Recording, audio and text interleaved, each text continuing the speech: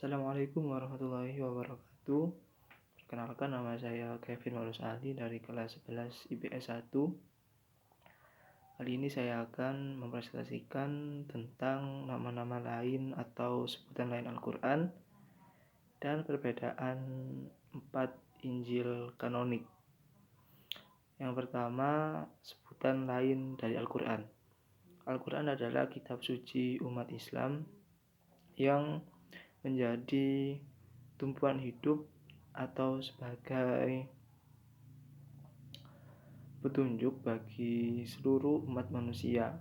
Tak heran banyak sekali sebutan yang melekat pada Al-Quran ini. Dan di sini saya akan menyebutkan 15 dari sekian banyak sebutan dari atau nama lain dari Al-Quran itu sendiri. Yang pertama adalah kitab atau Alkitab atau Kitabullah, yang bermakna dalam bahasa Arab bermakna buku. Yang kemudian Al-Furqan, yang artinya pembeda antara yang benar dan yang salah. Kemudian Az-Zikir, yang berarti pemberi peringatan. Yang keempat adalah Al-Mau'idhah atau pelajaran, atau juga bisa disebut dengan nasihat. Kemudian Asy-Syifa atau penyembuh. Kemudian Al-Hukmu, hukum atau peraturan. Kemudian ke-8 Al-Huda atau petunjuk. Kemudian Al-Tanzil, yang artinya yang diturunkan. Kemudian Al-Bayan, yang artinya penerangan. Al-Busyra, artinya kabar gembira. An-Nur atau cahaya.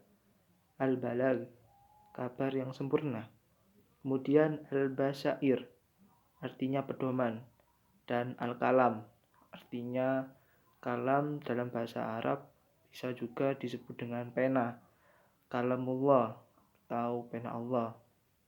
Kemudian selanjutnya perbedaan 4 Injil kanonik, yaitu Injil Matius, Injil Markus, Injil Lukas, dan Injil Yohanes.